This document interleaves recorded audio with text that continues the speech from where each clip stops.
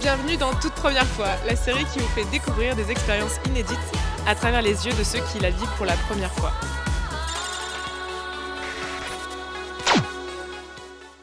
Tu m'emmènes. Dans cet épisode de Toute Première Fois, on part pour 5 jours sans téléphone dans un ashram où on va faire de la méditation et du yoga avec Maurane. Je serais beaucoup plus à l'aise dans un rallye. Maurane, c'est la cofondatrice de Kagol Nomad. Est-ce que tu as peur de quelque chose en particulier? Le silence, le fait de pas avoir le téléphone. Oui. Et le fait que c'est pas du tout mon rythme de vie. J'ai retourné à ma première formation qui est l'humanitaire. Donc Ok. je bosse pour des ONG. Donc ça fait un petit moment que je suis plus en France. Et là je suis rentrée il y a pas très longtemps. De base on est une vraie Kagol nomade, ouais. C'est-à-dire rester au même endroit pendant 5 jours. C'est très compliqué. C'est pour ça qu'on fait cette expérience-là. Mm. Ici, on a le droit de parler aux autres, Ok. quand même, hors des activités. C'est Ok. juste pendant les activités de méditation, bien sûr, on se parle pas. Et le matin, à 5h du matin, quand on se lève, on parle pas aux gens. Non mais ça me va, c'est ok. J'imagine bien. Moi à 5h du matin tu me vois pas ou alors c'est parce que je rentre de soirée. On est plutôt tendance à vivre la nuit quoi. On va être un peu au parfait opposé de ce que mon rythme naturel me fait faire. Alors, le thème de ce séjour, je sais pas si tu sais ce que c'est. Mm. C'est se rencontrer soi-même. Oh pauvre. Je vais te présenter à Lisa Ouais, et à Christian qui gèrent le lieu. ok. Et comme ça, l'aventure commence. Fais tes adieux. Ça me stresse, putain. Non, ça va bien se passer, t'inquiète. En vrai, la seule personne que tu peux rencontrer cette semaine, finalement, c'est toi, quoi. Pesos. Bonjour, bienvenue. Je suis ici à Naki Ashram, un ashram de yoga et c'est parti effectivement pour 5 jours.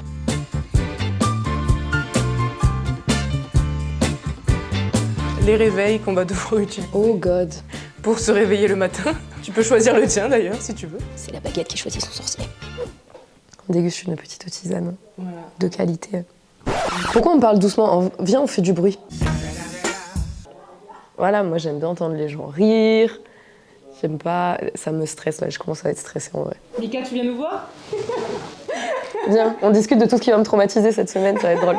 Assieds-toi. Je lui disais que le silence m'angoisse. Je viens me mettre dans une situation d'inconfort absolu où il y a des moments de silence qui sont imposés. Alors que dans mon quotidien, je fuis le silence. D'accord. Mais c'est le concept qui fait peur. L'expérience, quand tu la vis, elle te fait ni peur ni pas peur, tu la vis. Mais il y a quand même des moments dans ta vie où tu sens que t'es pas à l'aise, genre t'as des manifestations physiques. Tout le temps. Bah voilà. Mon rapport au silence, ça va être une absence de bruit de vie. D'accord. Si j'entends pas la rue, si j'entends pas les animaux, si j'entends pas les gens. D'accord. Alors, comment imaginer dans le monde manifesté l'absence de vie? Le silence n'est jamais lié au plaisir, n'est jamais lié Ouais. à Quelque chose d'agréable. quelque chose d'agréable, Alors- parce que le silence, c'est la punition. Comme quand on est petit, tu vois. Bien sûr. On te Tu dit restes en d'arrêter de silence. parler, on te dit de te taire, ou on te dit de faire moins de bruit. Le silence, ok. Donc là, il y a quelques lignes sur le silence. Alors, c'est parti. Tu veux les lire? Le silence. L'ashram est un espace favorable au silence. Le silence extérieur qui est une attention à faire le moins de bruit possible. Voilà, alors ça, typiquement, angoisse. C'est un fil conducteur personnel, mais aussi une aide pour les autres dans leur propre cheminement. Le silence intérieur, que l'on nomme Mona, est le plus important.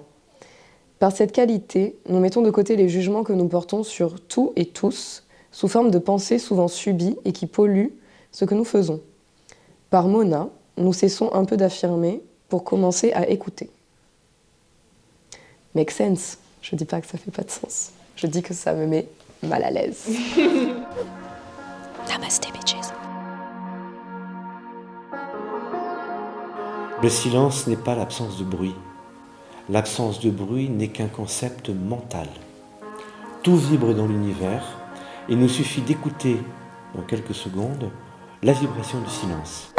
Alors, Maurane, comment t'as vécu ta première déjà méditation? C'était tard, peint, long, tout ce que je craignais est arrivé pendant cette méditation. Vraiment, j'avais du mal à rester en place. Je sais pas combien de temps on est resté silencieux comme ça, mais je pense que j'ai dû passer bien les 5-10 premières minutes de la méditation à juste calmer ma crise d'angoisse. Genre, vraiment à me dire « Ok, tu te calmes ». Il y a eu un moment où j'ai envisagé de sortir de la salle quand même. Et je me suis dit « Maurane, ne fais pas ça le premier jour ». Donc ça va être compliqué.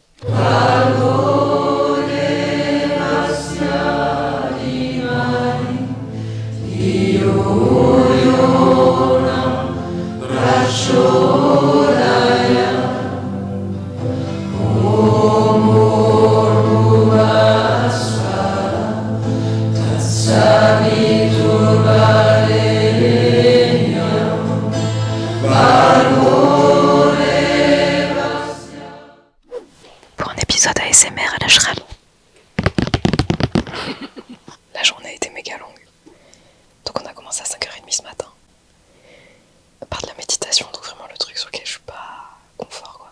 Au final, ça allait. Après, on enchaînait avec le yoga, partie préférée de la journée. Parce que du coup, plein de positions et tout, donc chouette. Et la prochaine séance était à 16h. Donc ça fait un long moment. Sans rien faire. Ça a été la diagonale du vide pour moi.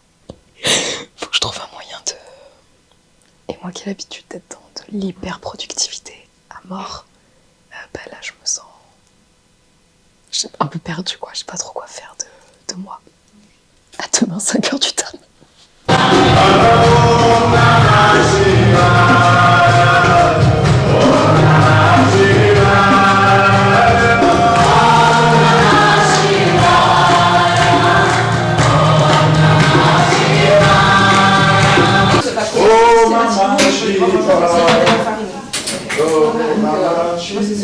Voilà, ça se passe très bien, c'est très satisfaisant à faire.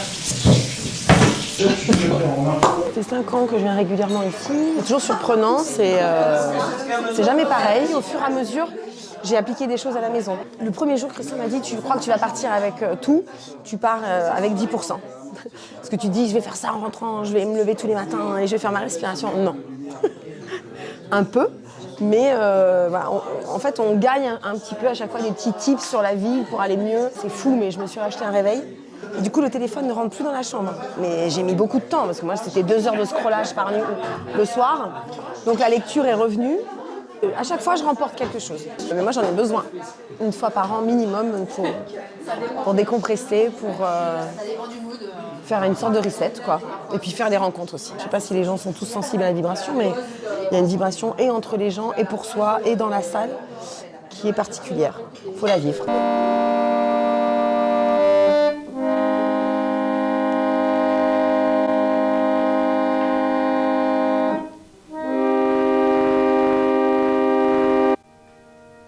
On est jour 3. Dans l'épisode d'aujourd'hui, l'extérieur et l'intérieur. Non, quand même, la première phrase, c'est intense. Hein. Laquelle ? Bah, où est la réalité? Est-elle attestée par l'essence? Moi, déjà, rien que là, je suis perdue, quoi. Il y a plus de vie un peu aujourd'hui. Ça discute un peu plus à droite à gauche. Il y a un peu plus d'activité. L'esprit, c'est pas rester sans rien faire. Donc, ou bien mon esprit est concerné par une chose sur laquelle je me concentre, ou bien il se trouve libre de ça. S'il se trouve libre de ça, il va falloir qu'une force agisse en moi pour prendre. C'est un phénomène de prédation. Véritablement, nous prenons conscience.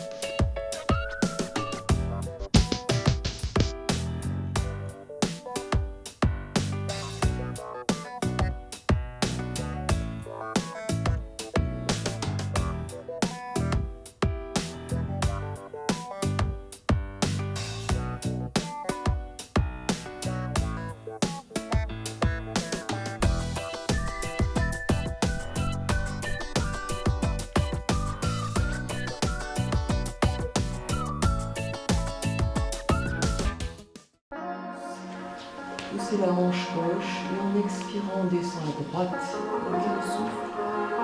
Se penche à nouveau en inspirant. Puis les bras se rapprochent. Expiration.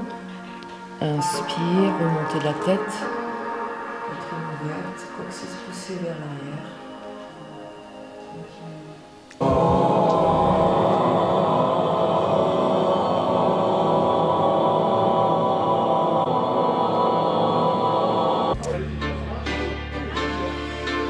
On est vendredi, jour 4. Il fait super beau. C'est trop bien. On va pouvoir aller balader.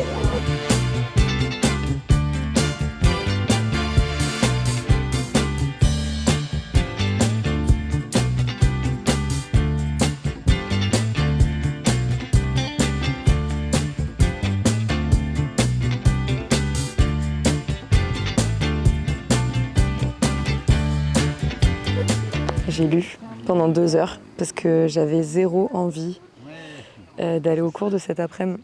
Il fait super beau aujourd'hui, donc j'ai séché les cours. Vu qu'on est dans une zone de non-jugement, je peux faire ce que je veux en gros. C'est-à-dire que si je me sens pas de faire une pratique, je la fais pas. Non, mais c'était très bien comme ça aussi. de faire un autre rythme de journée.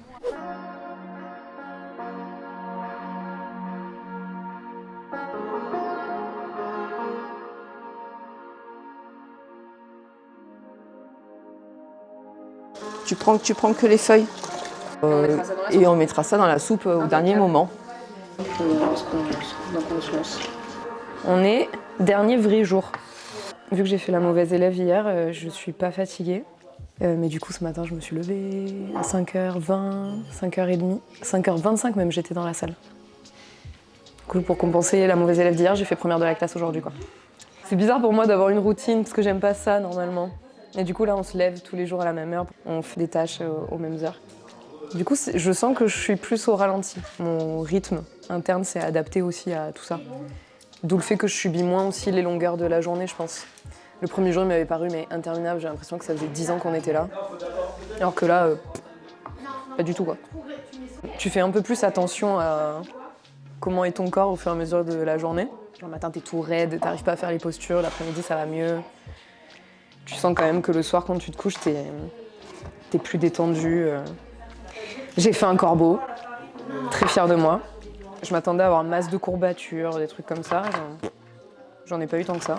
La pratique, elle va de pair avec le rythme de vie qu'on a et que du coup, ton corps, il le sent et il s'adapte à tout ça. Moi, je te dis, le premier jour, j'étais toute speed, je tenais pas en place. Je tenais en place, mais du coup, à l'intérieur, ça bouillonnait, quoi. Là, j'ai plus ce truc-là. Je me sens dans un jour sans fin, un peu. Mais pas dans le mauvais sens du terme. Nettoyer, balayer. Au final, moi qui avais quand même un peu peur de ma dépendance au téléphone, en fait, je m'en fous. Et mon vrai problème, c'est le manque de musique. Du coup, hier soir, c'était chouette parce qu'on a chanté des mantras, donc c'était cool. Mon téléphone, je m'en sers énormément pour écouter la musique. Au final, il est toujours greffé dans ma main pour ça. Bon, pour tous les aspects de communication et tout aussi. Il y a tellement d'interactions sociales ici que t'es pas en manque, quoi. Donc nous voilà, dans la chambre, pour la dernière nuit au ashram. Cet après-midi, j'ai vécu plutôt bien la pratique, parce qu'elle était assez douce, en fait, et que ça allait bien avec le mood. Regarde ce que je sais faire maintenant, c'est incroyable. Oh, wow. T'as vu ça? Et au bout d'une semaine, tu vois des petits progrès, et du coup, c'est cool. Et j'étais pas mal à l'aise. Dans le silence. Donc au final, à force de le confronter un peu plus, ça va mieux. Restitution des portables. Restitution des portables.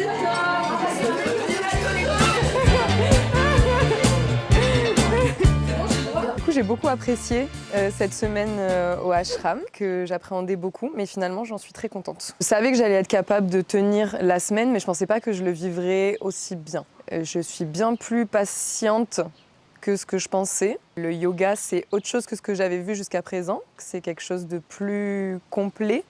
Pas que du corps, mais beaucoup de l'esprit, surtout même de l'esprit au final. Mais maintenant que je l'ai vécu et que j'ai une vue de l'intérieur, j'ai plusieurs potes à qui je compte en parler dès la sortie là. Et à qui je pense que ça ferait beaucoup de bien de passer un peu de temps ici. Et le fait que ce soit quelque chose de testé pour la première fois, je trouve ça super intéressant et je pense que c'est quelque chose à faire assez régulièrement finalement. Tu découvres des nouvelles choses sur toi et finalement tu découvres que t'as pas tant de limites que ce que tu penses. Donc c'est un peu l'avantage de tester des nouvelles choses tout le temps. Ce qu'on peut me souhaiter pour la suite, c'est de garder ma nouvelle souplesse acquise cette semaine. Bam ! Et de continuer de réussir à prendre des temps de pause. Cool, merci maman. Merci à toi. C'était Toute Première Fois, la série documentaire qui vous fait vivre des expériences uniques à travers les yeux de ceux et celles qui les vivent pour la première fois.